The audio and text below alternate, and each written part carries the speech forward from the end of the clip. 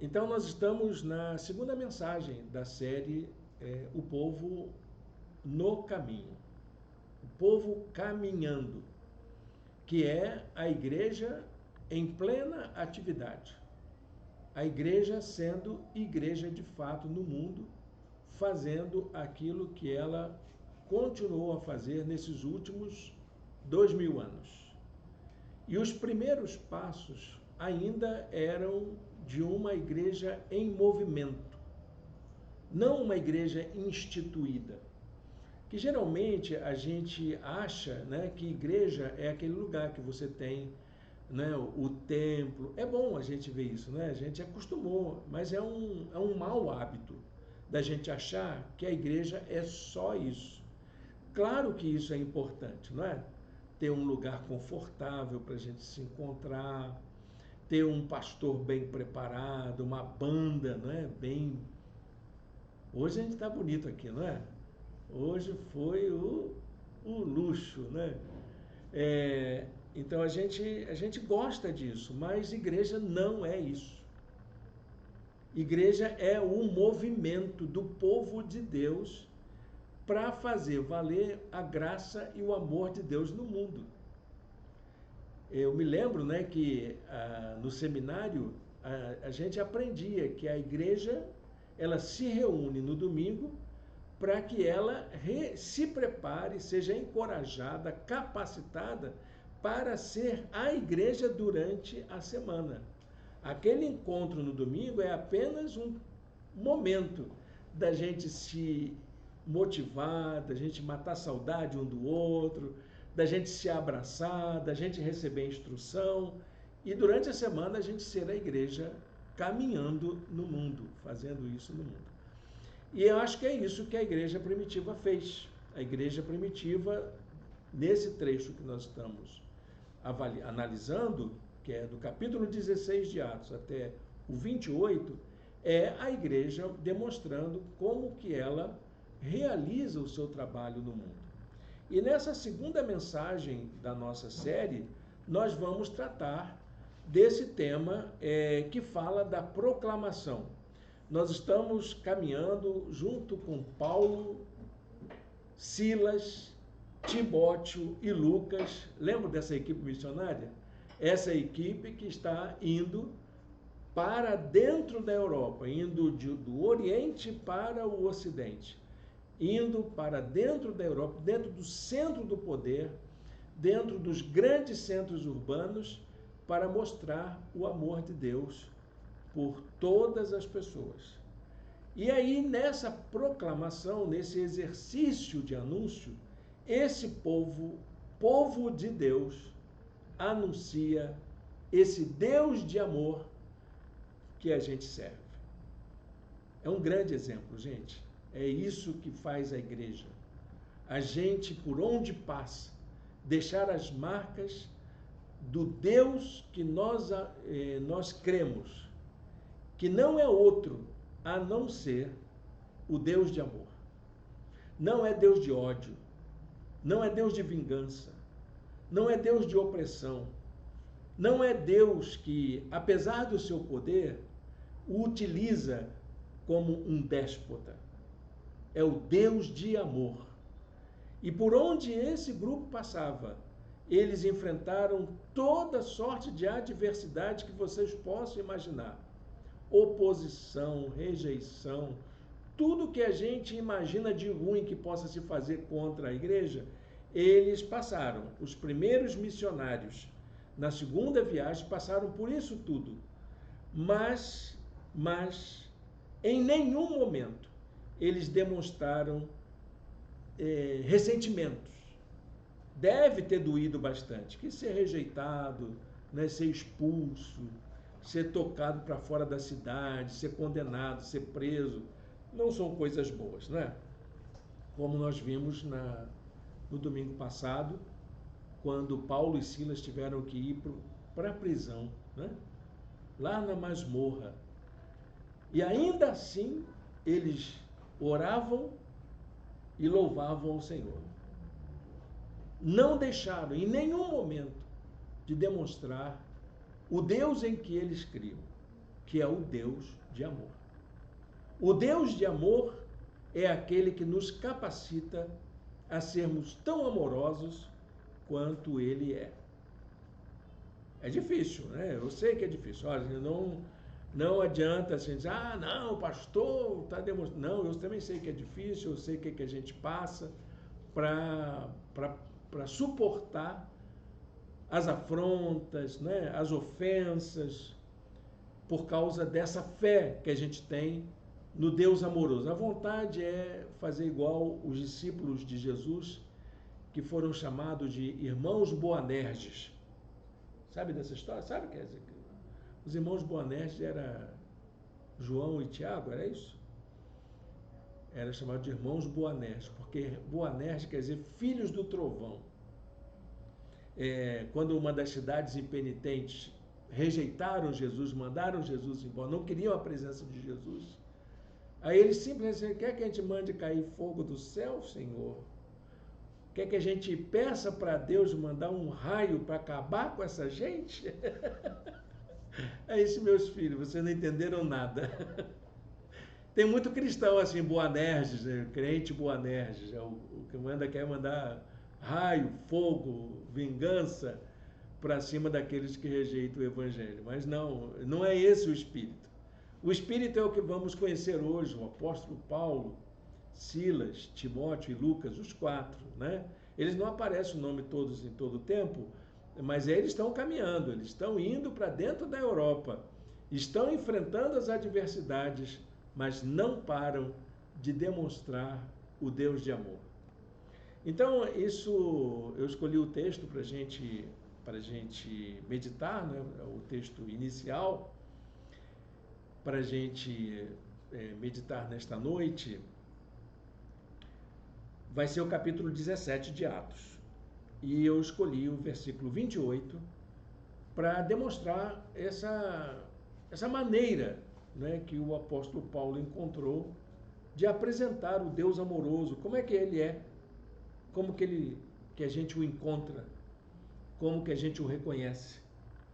Atos 17, 28, que diz assim: nele vivemos, nos movemos e existimos, como disseram alguns dos poetas de vocês. Também somos descendência dele. Todos nós estamos em Deus, mesmo quem não crê, mesmo quem o rejeita, todos nós estamos debaixo do mesmo cuidado divino. Como disse Jesus, né? Deus faz nascer o seu sol sobre justos e injustos. Como é que a gente faz isso no mundo? Bom, é o que nós vamos encontrar nessa passagem. Essa mensagem não é fácil de ser assimilada, não. Tanto que por onde o apóstolo Paulo e os missionários passaram, havia sempre algum reboliço.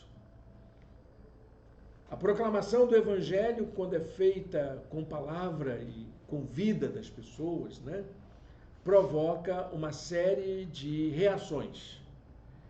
Ela muda a realidade, ela muda o cenário. Onde quer que o Evangelho chegue e é proclamado, independente dele ser aceito ou não, dele ser acolhido ou não, ele causa reboliço, ele causa transformações, ele causa impacto.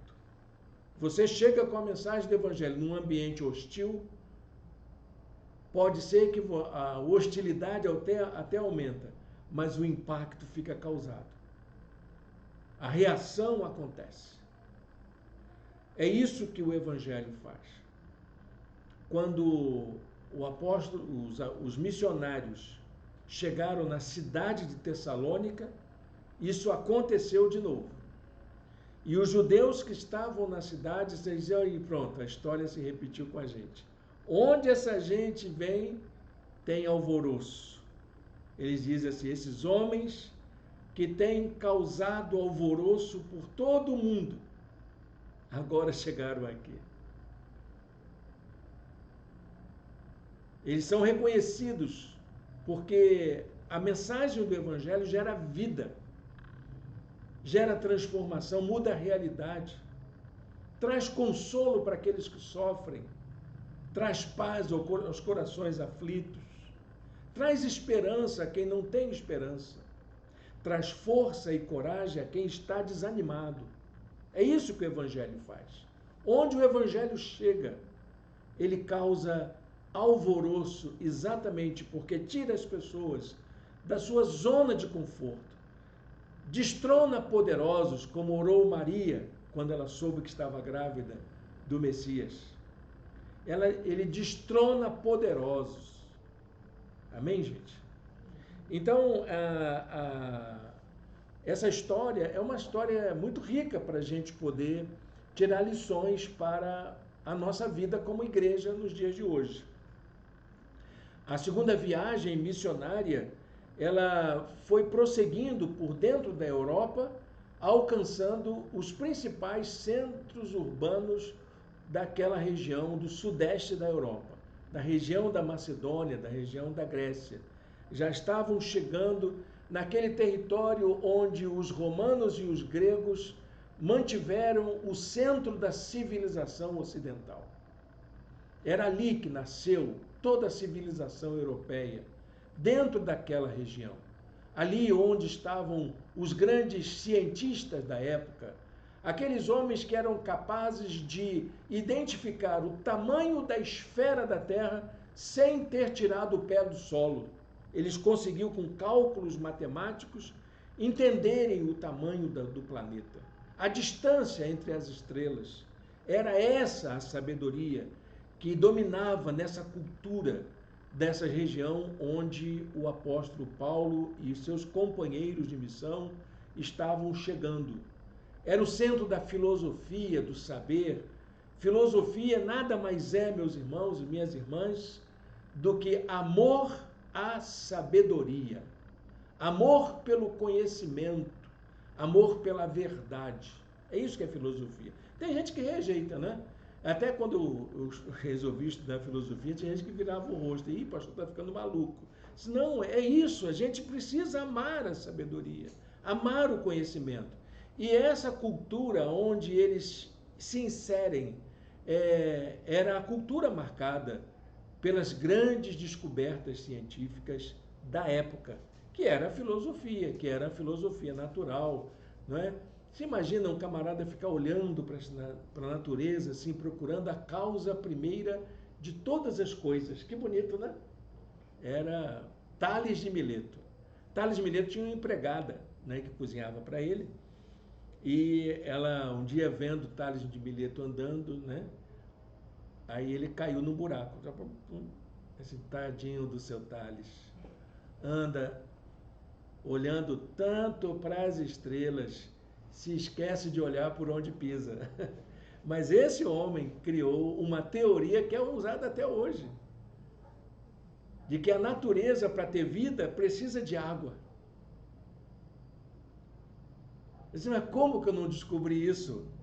Como que eu não percebi isso antes? É porque você não viveu na época de Tales, que achava que tudo que existia foi criada por uma divindade. E ele vai assim, não, eu tenho que encontrar no fenômeno natural a sua causa. Onde está a causa do relâmpago, da nuvem? Onde está a causa do fogo, do vento? Aí ele diz, tudo precisa de água. Teoria, né? Mas é isso mesmo, é teoria. Mas que mudou muito a realidade do mundo. E que ninguém contestou até hoje. Ninguém disse o contrário até hoje. Já mandaram gente para Marte para procurar se tem vida. Mas como é que se procura vida em Marte? Vê se tem água. Se tiver água, tem vida. Ah, muito obrigado, Tales, por ter me ensinado isso. Como anunciar o Evangelho onde se há tanto conhecimento, tanto saber. Esse era o desafio que esses missionários encontraram. E eles passam por 3 cidades que são muito importantes para aquela região. E a maneira como a mensagem é recebida nestas cidades dão para a gente uma visão, de um modo geral, como que é feita a transmissão e a recepção da mensagem do amor de Deus num mundo de tantas informações, com tanto conhecimento, com tanta coisa circulando ao mesmo tempo. Como que se faz a proclamação e como que se dá a recepção dessas mensagens? Olha, gente, eu entendo que existiram, cada uma desses lugares por onde os missionários passaram, teve um modo diferente que eles proclamaram. Por exemplo, eles passaram por Tessalônica. Tessalônica era um grande centro urbano, um grande centro de saber, e ali eles então fazem aquilo que eles faziam em todo lugar, que era o debate. Paulo foi para a sinagoga e ali bateu boca, né? Na verdade, não era essa a intenção. A intenção era lançar novas ideias, apresentar a mensagem e chamar o povo para a arguição, né? Para o diálogo, para o debate, né? Não para a discussão, não para o bate-boca. Mas houve, sempre acabava com isso, das posições radicais, daquelas pessoas aferradas em seus conhecimentos, sempre acabava resultando em discussão acalorada. Paulo foi à sinagoga e por 3 sábados discutiu com eles. A tradução da NVI, ela usa a palavra discutiu, mas na verdade é diálogo. Não, peraí, estamos conversando. Vocês não são obrigados a acreditar no que eu falo, mas se vocês têm um argumento contrário, tem que apresentar, assim como eu estou apresentando o meu para vocês. Não é porque vocês não concordam comigo que vocês vão brigar comigo, né? Isso, uma pessoa dizendo como é que o pai dele ensinava a ele tratar as pessoas, a defender suas ideias. Use palavras. Quando você contesta, use palavras e não violência. É isso, você tem que aprender a fazer isso, a usar o seu argumento. Você não precisa gritar, fazer barulho, né? Bater e ofender as pessoas que pensam diferente de você. Apresenta suas ideias, dialoga. Se as suas ideias forem boas, elas vão ser razoavelmente tratadas numa conversa civilizada. E era o que o apóstolo Paulo queria fazer. Paulo era um filósofo. Ele sabia argumentar. O princípio da argumentação era alguma coisa que Paulo sabia dominar. Interessante que entre os gregos existiam 2 tipos de argumentação. Existia um tipo de argumentação que era chamada de erística. Erística era a luta entre os gladiadores. Então, quando entravam 2 atletas na arena, só podia sair um, o outro tinha que morrer. Então era a eris, né? A erística.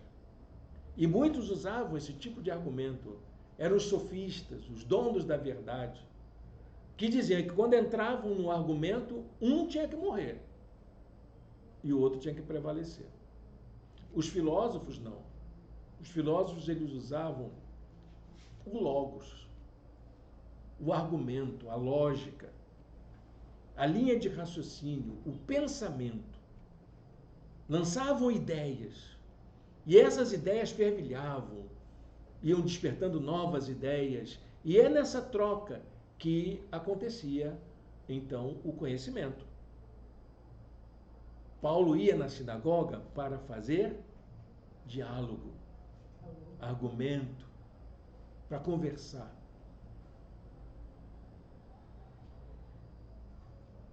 Aliás, era utilizada, inclusive, uma outra palavra, assim como era usada a eris, que era uma luta, né, da arena, para explicar os argumentos dos sofistas, usavam também o nome de uma luta grega para exemplificar o tratamento dos filósofos, que era o agon. Agon vem da agonia, né? Eles chamavam de agonística. Agonística é isso, é de você... Era a luta... Quem já viu aí em Jogos Olímpicos, né? A chamada luta greco-romana, Já viram essa luta? Então era isso. Como é que é a luta? Dois camaradas fortes se atracam e ficam disputando força ali até que um tem que colocar o outro de costas para o solo. Mas tem que sair os dois vivos da arena, não pode morrer. Então eles ficam se atracando, estudando ali a força de um, a força do outro, até que, não pela força, porque os dois têm forças iguais, são equivalentes. Tem que derrubar o outro de costas para o solo. Então eles chamavam de agonística por causa disso, porque são duas ideias, dois pensamentos, duas opiniões válidas, precisam ser respeitadas. E claro, aquele que tiver o argumento mais razoável, né, que tem aquela condição de confiabilidade, ok, por que não? Por que não aceitar a opinião do outro, meu querido, minha querida? Ficar aferrado na sua opinião como se você fosse o dono da verdade. Então os filósofos aprenderam isso. E Paulo ia para as sinagogas para isso, só que eles encontravam a infeliz mania de religioso achar que é dono da verdade. A gente tem essa culpa. A gente tem essa marca, né, de achar que a gente tem a verdade. Eu vou te falar uma verdade. Eu estou pregando a verdade. Olha, eu não sei não, hein? Cede. Eu sei que é verdade. A gente sabe que a palavra de Deus é a verdade. Já sabe que Jesus é caminho, verdade e vida. Mas argumenta, dialoga, demonstra isso com palavra, com vida. E Paulo foi assim, e deu problema, lá deu problema. Os judeus ficaram revoltados e começaram a fazer campanha contra. E campanha contra, a gente sabe como é que é. É igual em todo lugar do mundo, gente. Se você quiser destruir o seu opositor, fale uma mentira sobre ele. Faça dessa mentira uma verdade. E eles começaram a dizer, olha, estão pregando aí um Deus diferente. E dizendo que esse Deus é maior do que César.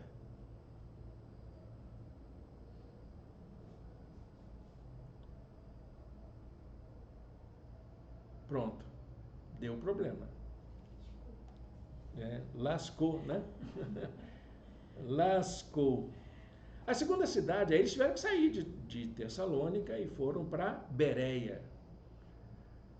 É interessante que lá em Bereia, diz a palavra de Deus que os bereanos foram mais nobres do que os tessalonicenses. Porque eles disseram assim, não, você não vem aqui com essa história não. Quero estudar. Vamos examinar nas Escrituras. Vai pegar minha Bíblia aqui, ó. Minha Bíblia aqui, ó. Vamos examinar nas Escrituras. Já diz o texto lá. Os bereanos eram mais nobres do que os tessalonicenses, pois receberam a mensagem com grande interesse, examinando todos os dias as Escrituras para ver se tudo era assim mesmo. Bonita atitude. Então, era uma outra forma que eles começaram, então, a colocar em prática. Em vez deles chamarem para esse debate acalorado, de confrontação de ideias, não, vamos examinar a Escritura, vamos estudar a Bíblia. Vamos pegar a Bíblia e vamos examinar. Foram os bereanos que inauguraram essa modalidade de anúncio da palavra. E depois dali, eles foram para Atenas. Em Atenas foi curioso, porque eles encontraram um ambiente diferente. Eu acredito que o apóstolo Paulo, que era um filósofo, o apóstolo Paulo foi criado, foi educado por um grande filósofo judeu chamado Gamaliel. Sabem disso, né? Já falamos aqui, inclusive, quando tratamos da vida de Paulo, quando analisamos Atos de 9 a 15. E o apóstolo Paulo, eu acredito, como eu, por exemplo, né? Se eu fosse convidado para visitar Atenas, gente, eu ia ficar igual pinto no lixo. Eu queria saber dos lugares onde estavam aqueles grandes pensadores que me inspiraram. E Paulo estava ali naquela grande cidade, vendo os grandes monumentos, os lugares onde funcionavam as grandes escolas, as grandes bibliotecas da filosofia, do saber daquela época. Os lugares onde passaram Platão e Aristóteles conversando, dialogando, deve ter sido fantástico, né? Então, só que ali ele começa a pregar o evangelho entre judeus, alguns gregos se convertem, também ouvem, e começam a dizer que tem uma ideia nova. Tem gente trazendo uma ideia nova para o mundo da filosofia. Vamos chamar esse camarada para o lugar onde os filósofos aprendem e lançam suas ideias novas, que era o Areópago. Vamos para lá. E o que é que se faz no Areópago? Se faz um discurso. É o Logos. Apresenta-se um discurso. Ele fala. Ele vai expor, se fosse no mundo acadêmico, né, seria um paper, um artigo, uma palestra. Vai apresentar o ponto de vista dele. E é uma nova modalidade de apresentar uma ideia dentro de um novo formato, o formato do discurso. E aí, então, no Areópago, é que ele vai poder dizer aquilo que ele pensa. E, com certeza, aquele lugar, ele tinha uma capacidade de gerar formadores de opinião. Então, aquelas ideias iam circular por toda a Grécia como uma ideia nova, como um novo pensamento, uma nova proposta de pensamento. Gosto de pensar assim, gente. Porque, embora as formas de anunciar e de recepcionar o Evangelho possam ser diferentes, que a gente possa fazer isso de muitas formas, a gente aprende que, com esses missionários, que eles tiveram um centro. Eles não se afastaram de uma essência da mensagem do Evangelho. Eles tinham várias formas de anunciar, várias formas de se relacionar com as pessoas, de acolher as recepções à mensagem do Evangelho, e só que eles não abriram mão de um eixo principal. Qual era esse eixo? Não importa qual fosse a forma como a mensagem seria anunciada, ela precisava ter duas características. A primeira, baseada nas Escrituras. Era condição para isso. Tinha que estar na Bíblia. E a segunda, centrada na pessoa de Cristo. Isso aconteceu em Tessalônica. Quando ele estava por lá, ele foi até a sinagoga para fazer isso, segundo o seu costume, diz os versos 2 e 3.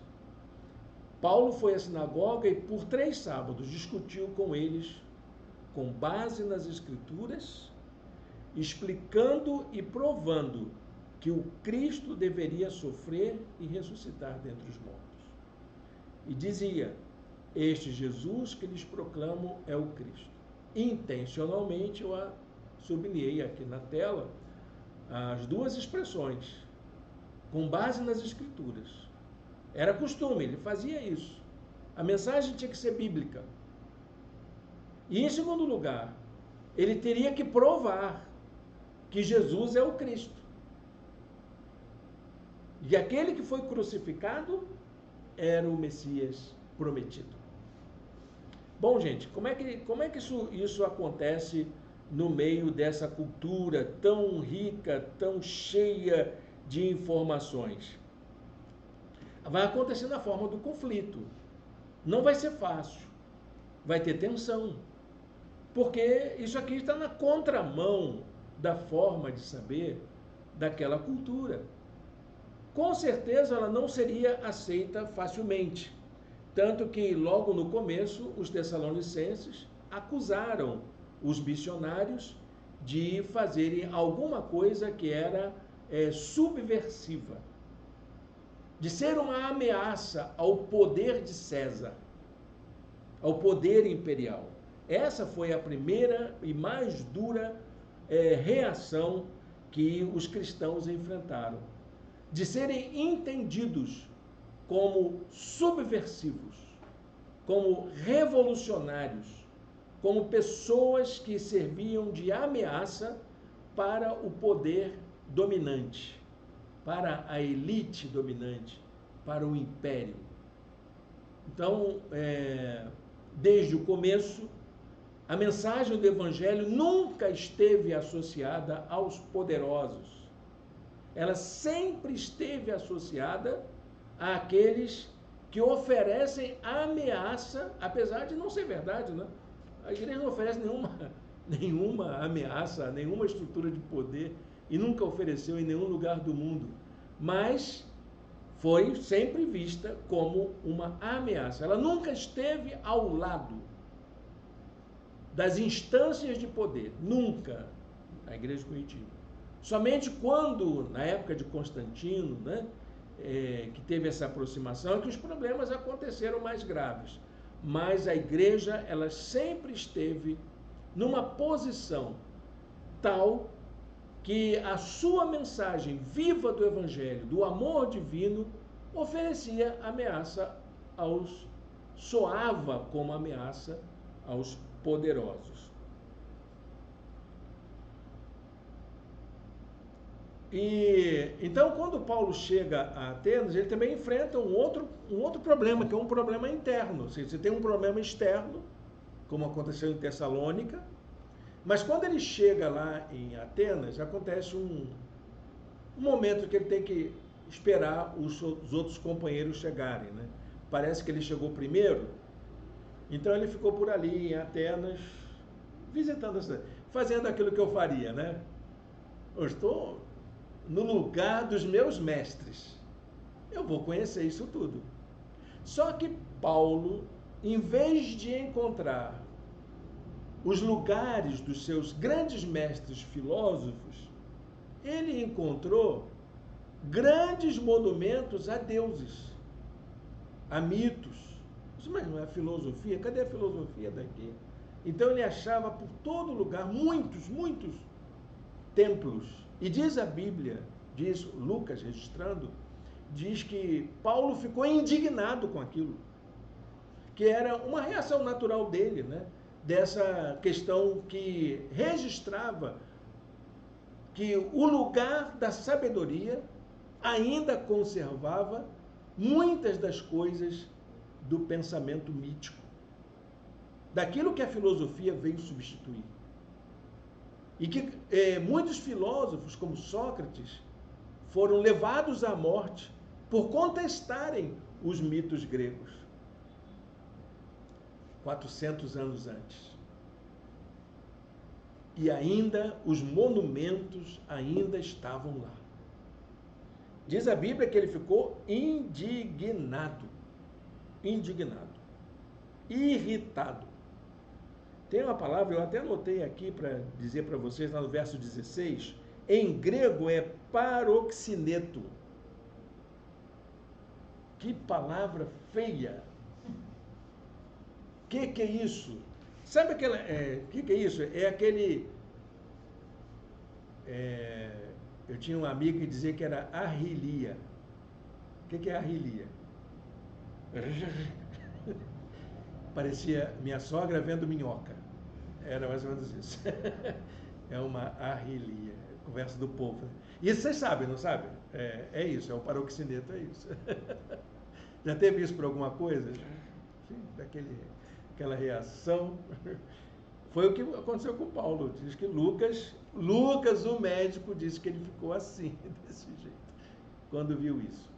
As pessoas que, então, aí parece que Paulo tomou uma decisão de sair pregando com vontade, deu uma gana, assim, Paulo, ele saiu falando para todo mundo que o amor de Deus é muito mais do que aquilo, que Deus não se limitava àqueles monumentos. O que acontece? Está na terra dos filósofos. Mas quem é esse paroleiro que está aí?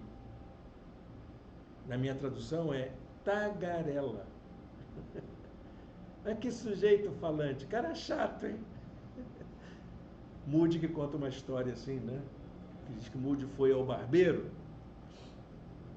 ele sentou na cadeira para fazer a barba e ao lado tinha um outro freguês fazendo a barba também. E aí Moody tomou a decisão de falar do amor de Deus para o freguês do lado.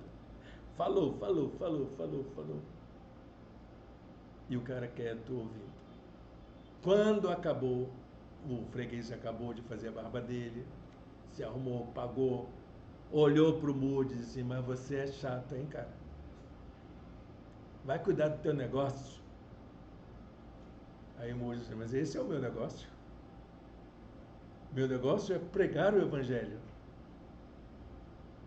É Paulo. Eu estou aqui pregando o Evangelho. Essa palavra foi ofensiva, mas eles usaram uma expressão, os gregos, né, os atenienses usaram uma expressão que tinha duplo sentido. Podia ser usado como uma ofensa, mas podia ser usado como uma palavra com muitos significados. A polifonia da palavra. Eu vou falar outra palavra feia em grego. Espermologos. Que é isso, meu Deus? Quem é você? São duas palavras que juntas vai dar a ideia de um disseminador de ideias. Quer dizer exatamente isso. É uma pessoa que espalha ideias novas. Mas a palavra era usada para descrever uma espécie de ave que ia nos sepulcros, pegava as sementes que eram consagradas ali aos deuses, junto com os mortos, e saíam espalhando aquela semente para o mundo. Então é como se fosse um defunto, alguém maldoso que espalhava a ideia de defunto pelo mundo. Era isso que ele foi chamado. A tagarela era até um elogio, né? Ou um paroleiro era até um elogio, mas na verdade é um disseminador de ideias. Uma pessoa que sai espalhando aleatoriamente ideias que vai tirar lá do mundo dos mortos para poder lançar para os outros. Que coisa, né? Era isso que era um pregador do Evangelho. Disseminador de ideias. Eu acho que gostei mais dessa expressão. Se eu fosse traduzir a Bíblia hoje, eu utilizaria essa ideia. Quem é esse disseminador de ideias aí? Quem é esse espalhador, né, de notícias? Hoje seria um influencer, né? Um influencer. Só que o influencer só fala coisa ruim, né? Eu não conheço um influencer que fale de coisas boas. Sempre você pode duvidar do influencer, né? Claro que tem muitos influenciadores nas redes sociais, mas aquele que é tipificado como influencer, ele só fala coisa que não presta, fala bobagem, né? Coisas que precisam ser aferidas, examinadas. Hoje ele seria ofendido com uma palavra dessa. E os ouvintes diziam que aquelas ideias que Paulo lançava eram novas demais para eles, eles nunca tinham ouvido falar. Mas, além de serem novas, eram estranhas à forma de pensar deles. Não combinava com os costumes, com as tradições do conhecimento ocidental, que era exatamente essa a essência da pregação do Evangelho. Ali estava alguém que vinha do mundo oriental, dominado pelos romanos, e trazia uma ideia nova dentro de uma estrutura de pensamento completamente diferente do que os gregos estavam acostumados. Então, vamos resolver o problema do paroleiro, ou do disseminador de ideias. Tem uma ideia nova, amigo? Vai para o lugar certo. Vai para o Areópago. Areópago era um lugar, era tipo uma praça pública, né? Onde se reuniam ali o conselho da cidade, onde todo mundo se sentava para ouvir. Era costume. Então, no dia da reunião do Areópago, ele não foi levado aleatoriamente. Tinha uma reunião programada. Aí só vai ter reunião do Areópago tal dia, você vai lá e vai poder apresentar sua nova e estranha ideia para nós. Ok? Nós queríamos saber. E quando ele chega no Areópago, tem um problema levantado. Eles levantam um problema. Ele disse, o que significa isso?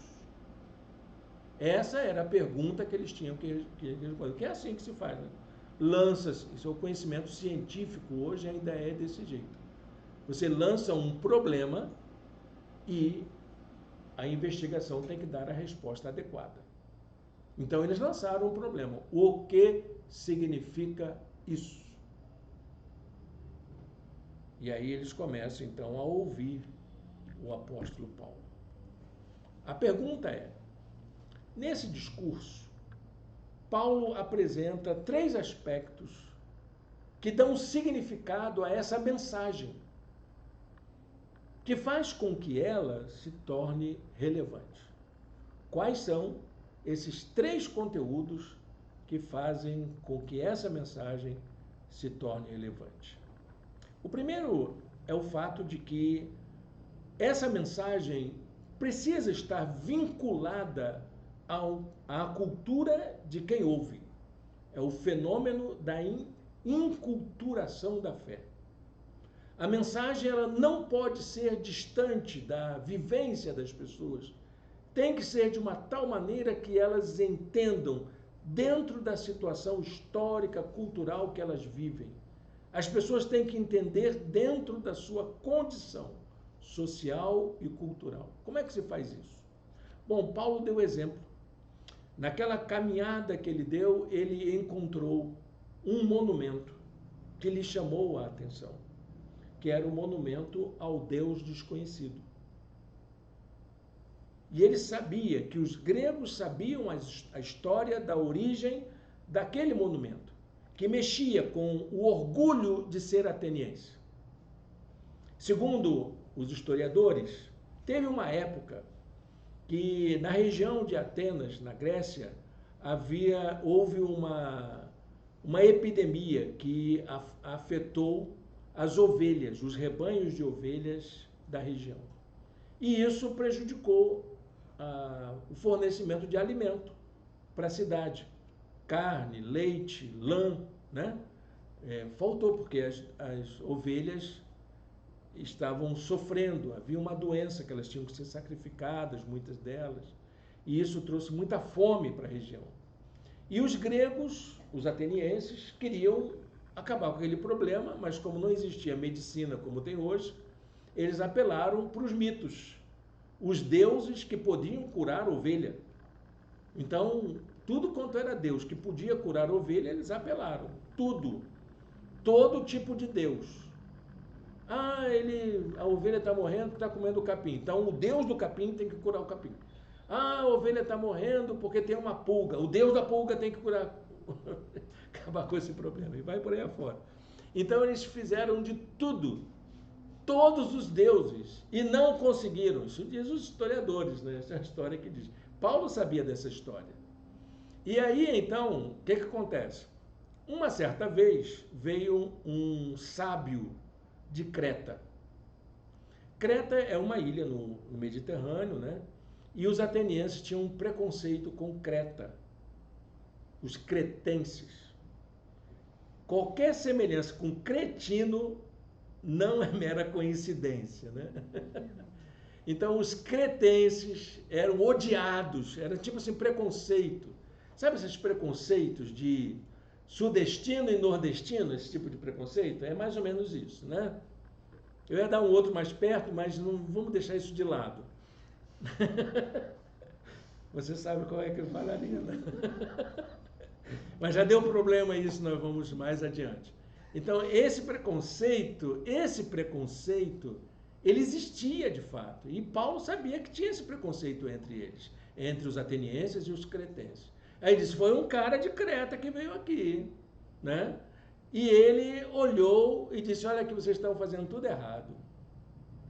Vocês devem estar oferecendo para deuses errados. Tem um Deus que vocês têm que fazer. Mas qual é esse Deus? Vocês que têm que descobrir. E aí, então, nesse esforço. Ele disse, bom, vamos então ao Deus que a gente não conhece. Ele erige um monumento ao Deus desconhecido, presta adoração a ele, faz os sacrifícios e tal, as ofertas, e vão ver no que dá. E aí o problema acabou. Graças à opinião do cretense. Então, por isso que tem um monumento ao Deus desconhecido. E Paulo sabia disso. Vocês lembram disso? Eu encontrei isso aí.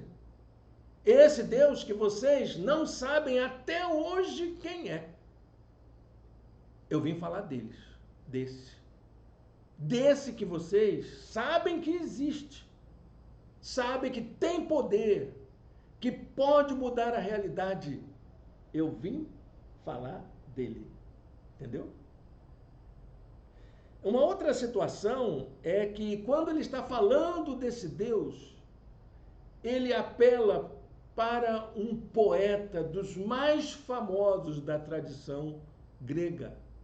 Era um poeta da Macedônia, eu anotei o nome dele aqui, Arato-de-Solos, um grande poeta. Eu procurei as poesias dele, tentei ler a poesia, e são lindas as poesias desse Arato-de-Solos.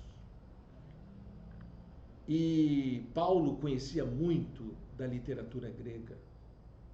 E ele dá uma aula citando o poeta querido dos atenienses, dos gregos, para dizer quem é esse Deus desconhecido. É o Deus em quem nos movemos. É o Deus em quem nós existimos. Paulo, para poder tocar no coração dos atenienses, teve que mergulhar na cultura deles.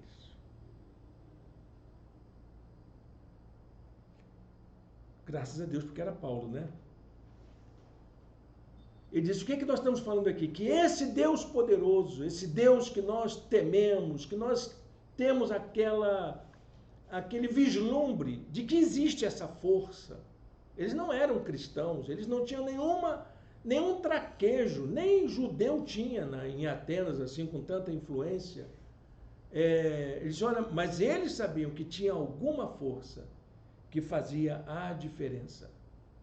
Ele disse, esse Deus fez isso, criou todo mundo, todos os povos, judeu, grego, romano, bárbaro, todos foram criados para que todas as pessoas que de algum modo pudessem vir ao encontro dele.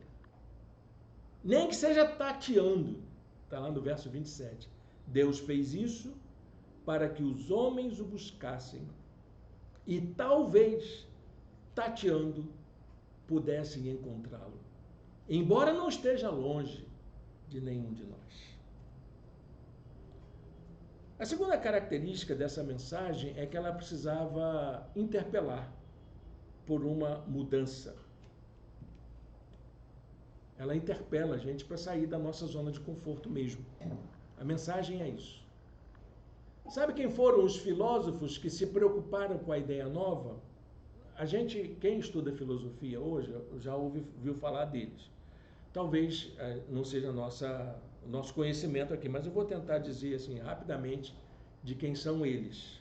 Havia dois grupos, haviam vários, mas dois eram os mais importantes, de filósofos que desenvolveram a tradição clássica. Um eram os epicuristas e o outro eram os estoicos. Os epicuristas eram também chamados de hedonistas. Acho que hedonista já é uma palavra que vai sendo usada ultimamente, porque a gente fala muito de neo-hedonismo hoje, nos dias atuais. Quem eram os hedonistas ou epicuristas? Eles defendiam a ideia de que a felicidade podia ser alcançada pelas pessoas e as pessoas que tivessem a oportunidade de ter momentos de prazer deveriam abraçar essa oportunidade. Não perder a chance de serem felizes a qualquer momento. E aí tinha o outro grupo, que era o grupo dos estoicos, que é aqueles que ensinavam que para você ser feliz mesmo, você precisa disciplinar a sua vida, adiar um prazer para ter um prazer maior lá na frente. Então, esses dois movimentos eram como se fosse um pêndulo da cultura grega, que eles ficavam divagando. E aí, como é que eu sou feliz? A gente ainda continua até hoje nesse pêndulo, né? O que é que eu faço para ser feliz? Sou feliz agora, aproveitando o meu momento, aproveitando a vida agora? Ou eu vou juntar mais um pouquinho, fazer mais, aguardar mais um pouquinho? Quem sabe lá na frente eu vou ter uma outra oportunidade. A gente faz isso quando recebe o salário da gente, né? E aí, compro tudo de bala na esquina ou eu guardo para pagar o IPVA no mês que vem? O IPTU, né? É mais ou menos assim, né? A gente faz isso o tempo todo. Então, os gregos tinham esse negócio. Essas duas forças. Ou eu tenho o prazer imediato, ou eu adio o meu prazer. O que é que eu faço para eu ser feliz? O que é que eu faço? Esses são os que vão buscar essa resposta. Agora, Paulo diz para essas pessoas que a mensagem do Evangelho não está nem em você desfrutar a vida loucamente nos dias de hoje, ou em você adiar e disciplinar a sua vida. Não está em nenhum dos dois aspectos. Não está em você ser um estoico, disciplinado, um monge, né? Aquela pessoa que tem tudo certinho. Søren Kierkegaard discute isso, né? Que diz que é o cidadão ético. Não está nessa ética. A felicidade, a salvação, o cuidado divino não está nessa disciplina, embora ela seja importante. Mas também não está no prazer imediato, nessa coisa de você achar que é aqui e agora. Ou eu sou feliz agora, ou eu não vou ser mais nunca. Deus não está em nenhuma coisa e nem outra. Deus está onde? Ele está no encontro. Porque ele vem a nós em meio a essa dúvida que a gente tem. Faço isso ou faço aquilo? Curto agora ou eu vou dar uma relaxada para ser certinho, quem sabe, né? Vou equilibrar minhas coisas aqui. Aí Paulo diz assim, no passado, Deus não levou em conta essa ignorância. Que é uma ignorância você ficar... O que é melhor? Gente, está perdendo tempo. As duas coisas são importantes. Você viver o momento e também se disciplinar para o futuro. As duas coisas são importantes. Mas mais importante do que isso é você permitir que Deus venha até você e faça a diferença na sua vida. Por isso, ele ordena que todos, em todo lugar, se arrependam, mudem de vida.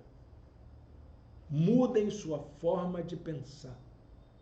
Metanoia. Mas, em terceiro lugar, a mensagem relevante, ela aponta para a revelação de Deus. Esse Deus, ele se revela a nós, ele mostra quem ele é. Os gregos tinham uma concepção de Deus. Aliás, eu já disse isso uma vez num curso de teologia e as pessoas estranharam muito. Quem inventou a teologia foi a filosofia grega clássica. Foi Aristóteles. Aristóteles ele queria explicar Deus. Como é que é aquela música daquele cantor lá do Mato Grosso? Ninguém explica Deus, né? Ninguém explica Deus, mas só Aristóteles explicar Deus. Os gregos tentavam ter uma explicação para isso, porque eles desconfiavam que tem alguma coisa. O mito pode ser até duvidoso. A gente pode até rejeitar o mito, mas que tem alguma coisa por detrás disso, tem.